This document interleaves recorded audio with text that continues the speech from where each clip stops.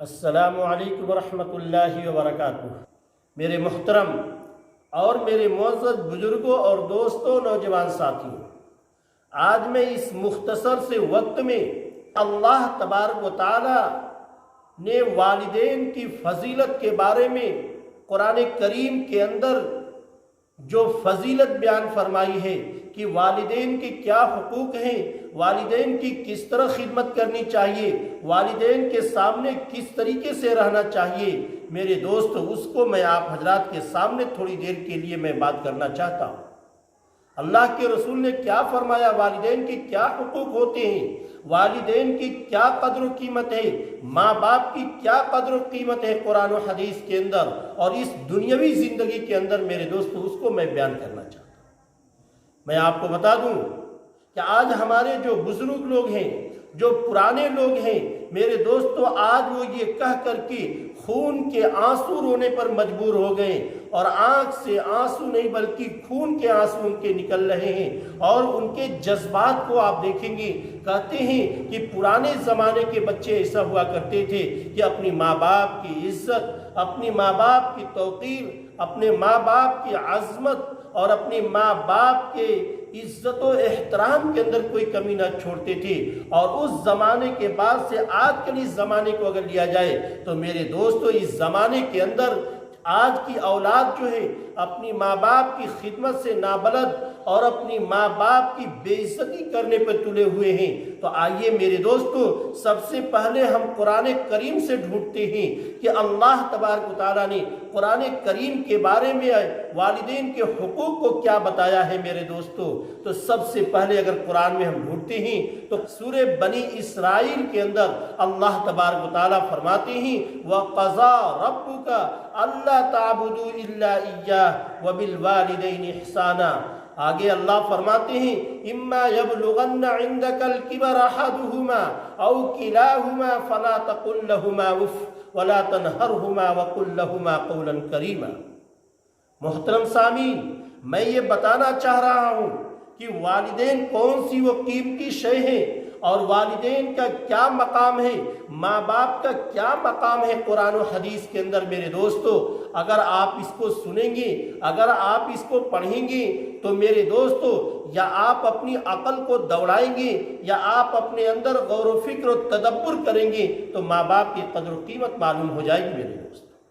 اللہ تبارک و تعالیٰ نے فرمایا جس کا آسان سا یہ ترجمہ ہے وَقَضَى رَبُّكَ أَلَّا تَعْبُدُوا إِلَّا إِيَّاهُ۔ اللہ تبارک و تعالیٰ نے تمہارے لیے لازم کر دیا ہے کہ ایک اللہ کی عبادت کرو اور اللہ کے بعد کسی کو دوسرے کی عبادت مت کرو۔ اس کے بعد دیکھیں جہاں اللہ تبارک و تعالیٰ نے اپنا تذکرہ کیا ہے، اپنی عبادت کے بارے میں کہا ہے، ٹھیک اپنے نام کے بعد اللہ تبارک و تعالیٰ نے اپنے والدین کے ساتھ حسن سلوک کا تذکرہ کیا ہے، یعنی اپنے نام کے بعد والدین کا حقوق کا تذکرہ کیا ہے کہ اپنے ماں باپ کے ساتھ کیا کرنا چاہیے۔ فرماتے ہیں وَقَضَى رَبُّكَ أَلَّا تَعْبُدُوا إِلَّا إِيَّاهُ وَبِالْوَالِدَيْنِ إِحْسَانًا۔ اللہ فرماتے ہیں کہ دیکھو تم اپنے والدین کے ساتھ حسن سلوک کرو۔ کس کو کہتے ہیں حسن سلوک؟ حسن سلوک کیا چیز ہوتی ہے؟ تو میرے دوستو آپ کو میں بتاؤں، حسن سلوک یہ ہے کہ جو ہم اپنے بچوں کے لیے جو کام کرتے ہیں، اپنے بچوں کو جو پہناتے ہیں، اپنے بچوں کو جو کھلاتے ہیں، اپنے بیوی اور بچوں کے لیے جو قیمتی چیز اور ان کی خواہش کے مطابق اگر خریدتے ہیں، اسی طریقے سے میرے دوستو ہم اپنے والدین کے لیے اپنی ماں باپ کی خواہشوں کا احترام کرتے ہوئے ان کے لیے بھی وہی چیز پسند کریں، وہی چیز خریدیں جو اپنے بیوی اور بال بچوں کے لیے خریدیں۔ اس کو کہتے ہیں احسان۔ آگے اللہ نے فرمایا اِمَّا يَبْلُغَنَّ عِنْدَكَ الْكِبَرَ أَحَدُهُمَا أَوْ كِلَاهُمَا فَلَا تَقُلْ لَهُمَا أُفٍّ۔ اللہ تبارک و تعالیٰ نے فرمایا کہ اگر تم بلوغت کے قریب پہنچ جاؤ، اِمَّا يَبْلُغَنَّ عِنْدَكَ الْكِبَرَ، اگر تم بڑے ہو جاؤ، اگر تم جوانی پہ چلے جاؤ، اگر تمہارے اندر شباب آ جائے، فرماتے ہیں اللہ تبارک و تعالیٰ اگر اس موقع پر تمہارے والدین میں سے کوئی ایک یا دونوں اگر تمہیں بڑھاپے کی حالت میں مل جائے تو اللہ تبارک و تعالیٰ کا جواب سننا میرے بھائیوں، اپنے سینے پہ ہاتھ رکھنا اور اللہ کے حکم کو سننا اور اللہ تبارک و تعالیٰ کے الفاظ کو سننا۔ اللہ فرماتے ہیں فَلَا تَقُلْ لَهُمَا اُف، کہ اپنے ماں باپ کو اف بھی مت کہنا۔ تو اللہ تبارک و تعالیٰ نے ظلم کرنے کی بات تو بہت دور، ماں باپ کی باتوں کو انکار کرنا تو بہت دور، ماں باپ کے ساتھ نافرمانی اور ظلم و زیادتی کرنا تو بہت دور کی بات ہے۔ اللہ تبارک و تعالیٰ نے فرمایا کہ اف بھی مت کہنا، زبان سے ہونٹ سے تم آواز بھی نہ نکالنا اپنے ماں باپ کے سامنے، بلکہ ان کے آگے اور ان کے سامنے اپنے سر کو تسلیم خم کر دینا، یہی عبادت۔ آگے اللہ تبارک و تعالیٰ نے آگے بھی فرمایا وَلَا تَنْهَرْهُمَا، کہ اپنے ماں باپ کو جھڑکنا بھی مت، ڈانٹ بھی مت کرنا، ڈپٹ بھی مت کرنا، اور ان کو ڈانٹ ڈپٹ کر کے ان کو بدتمیزی ان کے ساتھ نہ کرنا۔ آگے اللہ تبارک و تعالیٰ نے فرمایا وَلَا تَنْهَرْهُمَا وَقُلْ لَهُمَا قَوْلًا كَرِيمًا، اور فرماتے ہیں اللہ کہ اپنے والدین سے جب بات کرنا اور جب ان سے کلام کرنا تو بہت اچھی یعنی ہلکے انداز میں اور محبت کے ساتھ، بھلائی کے ساتھ اپنے ماں باپ کے ساتھ بات کرنا، یعنی تکبرانہ انداز میں بات نہ کرنا۔ آگے اللہ تبارک و تعالیٰ اور فرماتے ہیں کہ ان کے سامنے اطاعت کے بازو کو بچھا دینا، مطلب یہ اور خلاصہ اس کا یہ نکلتا ہے کہ اگر ماں باپ کوئی بات کہیں، بھلے ہی ہمارے مزاج کے مطابق وہ بات نہ ہو، ماں باپ کے سامنے اپنی آواز کو اور اپنی رائے کو ختم کر کے ماں باپ کی رائے کو تسلیم کر لینا۔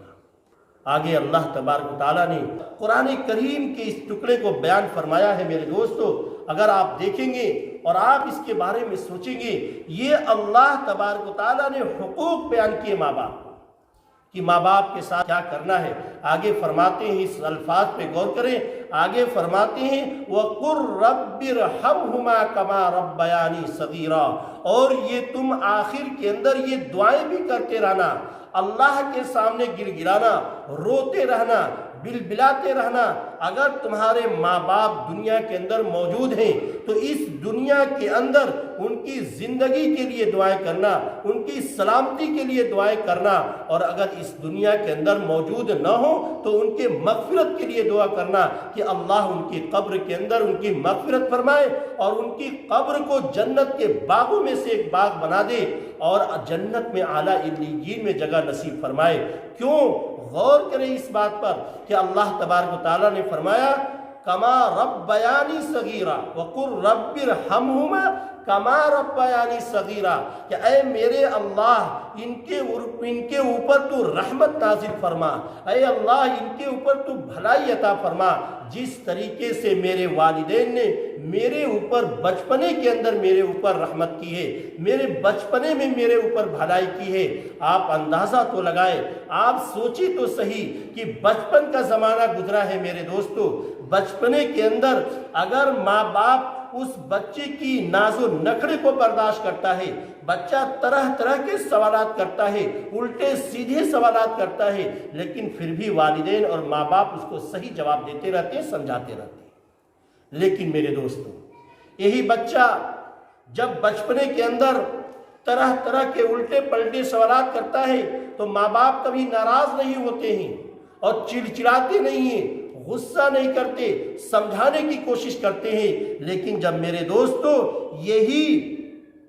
یہی بیٹا جب بڑا ہو جاتا ہے اور ماں باپ جب بڑھاپے کی حالت میں ہوتے ہیں تو ہوتا کیا ہے میرے دوستو کہ بڑھاپے کی حالت کی وجہ سے، چڑچڑے پن کی وجہ سے اگر باپ جو ہے ایک ماں باپ 1 2 3 طرح کے سوالات کر جاتے ہیں تو یہی بچہ یہ بولنے پر مجبور ہوتا ہے اور کہتا ہے کہ آپ کو بولنے کی تمیز نہیں، آپ کو بات کرنے کی تمیز نہیں، آپ کی عقل اب کام نہیں کر رہی ہے، اور بچہ اس طریقے سے، لیکن ماں باپ اس مجبوری اور بے بسی کے عالم میں میرے دوستو اپنی آواز کو بند کر لیتے ہیں۔ ان کے دل سے جو دھواں نکلتا ہے میرے دوستو عرش الہی کو بھی میرے دوستو ہلا کر کے رکھ دیتا ہے۔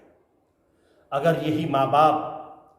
بد دعا کر دیں اپنے بچوں کے لیے، اگر یہی ماں باپ اپنے بچوں کے لیے بد دعا کر دیں میرے دوستو تو ہلاکت اور بربادی اس کا سبب بن جائے گا۔ ماں باپ جو ہیں اپنے 10 بچوں کی پرورش کر سکتے ہیں، اسے پوس اور پال سکتے ہیں، اس کی دیکھ بھال کر سکتے ہیں، لیکن میرے دوستو اس کے برعکس اگر ماں باپ موجود ہیں تو میرے دوستو اگر 5-6 اس کے لڑکے ہیں تو ایک ماں باپ کو برداشت نہیں کر سکتے ہیں، نہیں پوس پال سکتے۔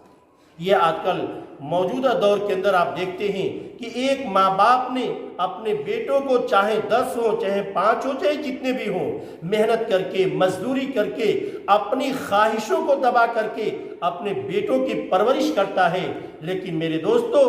جب یہ بڑھاپے کے حالت میں پہنچ جاتے ہیں تو 5-6 بیٹے بھی مل کر کے ایک ماں باپ کی پرورش نہیں کر پاتے ہیں۔ کتنے شرم کی بات ہے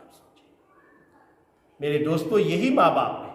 جنہوں نے کتنی محنت کے ساتھ اپنے بچوں کی پرورش کی، ان کو تعلیم دلایا، ان کو نوجوان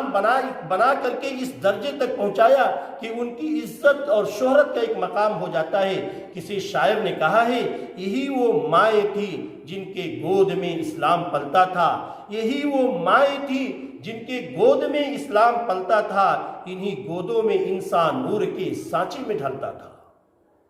میرے دوستو، میرے عزیزوں، یہ تو میں نے قرآن کریم سے آپ کو وہ باتیں بتائی جو اللہ تبارک و تعالیٰ نے بیان فرمایا ہے۔ آگے میں اور بتاتا ہوں ماں کی کیا فضیلت ہے، ماں باپ کی کیا فضیلت ہے۔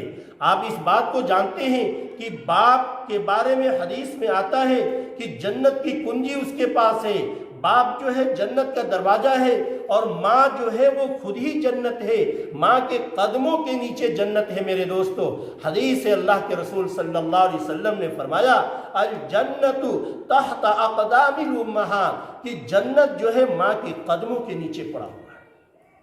مجھے ایک واقعہ یاد آتا ہے، امام شافعی رحمۃ اللہ علیہ بہت بڑے امام ہیں، ایک مرتبہ اپنی ماں کی خدمت کر رہے تھے، پیر کو دبا رہے تھے، پیر کو دباتے دباتے اپنے ماں کے قدموں کے تلوے کے پاس آئے تو انہوں نے ماں کے تلوے کو بوسا لیا۔ ماں نے کہا، بیٹا تم اتنے بڑے امام ہو، تم پوری دنیا تمہیں جانتی ہے، تو نے میرے تلوے کو کیوں بوسا لیا؟ میرے دوستو، امام شافعی رحمۃ اللہ علیہ کا جواب سننا۔ امام شافعی رحمۃ اللہ علیہ نے فرمایا، اے میری ماں، میں آپ کے قدم کے تلوے کو بوسا نہیں لے رہا ہوں، بلکہ اپنی جنت کو میں بوسا لے رہا ہوں۔ ایک اور واقعہ بتا کر کے اپنی بات ختم کرنے کی کوشش کرتا ہوں میرے دوستوں۔ اللہ کے رسول صلی اللہ علیہ وسلم کی رضائی ماں ہے حلیمہ سعدیہ رضی اللہ تعالیٰ عنہ۔ ایک مرتبہ نبی کریم صلی اللہ علیہ وسلم صحابہ کے ساتھ بیٹھے ہوئے ہیں، وہ آتی ہیں، اللہ کے رسول صلی اللہ علیہ وسلم نے جب دیکھا تو اپنے مونڈھے سے اپنی چادر مبارک اتار کر کے حضرت حلیمہ سعدیہ کے قدموں میں بچھا دیا۔ صحابہ کو تعجب ہوا، یہ کون سی عورت ہے جس کے لیے اللہ کے رسول صلی اللہ علیہ وسلم نے اپنی مبارک چادر کو ہٹا کر کے ان کے قدموں کے اندر بچھا دیا ہے؟ تو میرے دوستو، اللہ کے رسول صلی اللہ علیہ وسلم نے فرمایا، یہ حضرت حلیمہ سعدیہ ہے جنہوں نے مجھے بچپنے کے اندر دودھ پلایا ہے۔ آپ نے ویس قرنی کا نام سنا ہوگا، صحابی کی کتنی بڑی فضیلت ہے، اور صحابی اس کو کہتے ہیں جو ایمان کی حالت میں اللہ کے رسول کو دیکھا ہو اور ایمان کی حالت میں اس کا انتقال ہوا، اتنی بڑی فضیلت ہے۔ اور نبی کریم صلی اللہ علیہ وسلم کی زمانے میں حضرت ویس قرنی رضی اللہ تعالیٰ عنہ موجود تھے، ان کی لاکھ خواہش یہ تھی کہ میں محمد صلی اللہ علیہ وسلم سے مل لوں اور ان کا دیدار کر لوں، ان کی زیارت کر لوں، مگر وجہ یہ تھی کہ ان کی ماں جو تھی وہ بیمار پڑی ہوئی تھی، بستر پہ پڑی ہوئی تھی۔ انہوں نے خبر بھیجی اللہ کے رسول صلی اللہ علیہ وسلم کے پاس، میری خواہش ہے کہ میں آپ سے ملوں، لیکن میری ماں بیمار ہے، بستر پہ پڑی ہوئی ہے، بات سمجھ میں نہیں آتی ہے، کیا کروں؟ اللہ کے رسول صلی اللہ علیہ وسلم نے فرمایا، تم یہاں مجھ سے ملنے مت آؤ اور وہاں پر اپنی ماں کی خدمت کر لو، یہ تمہیں انشاءاللہ اونچا مقام عطا فرمائے گا۔ یہ ماں کی خدمت کا نتیجہ تھا، ورنہ اللہ کے رسول صلی اللہ علیہ وسلم اپنے پاس بلا لیتے۔ اس لیے میرے دوستو، میں نے یہ باتیں اس لیے آپ کو بتائی ہے تاکہ آپ اپنی ذہنوں کے اندر ماں باپ کی خدمت کو بٹھا لیں۔ دعا کریں کہ اللہ تبارک و تعالی ہم سب کو اپنے ماں باپ کی خدمت کرنے کی توفیق عطا فرمائے۔ وآخر دعوانا الحمدللہ رب العالمین۔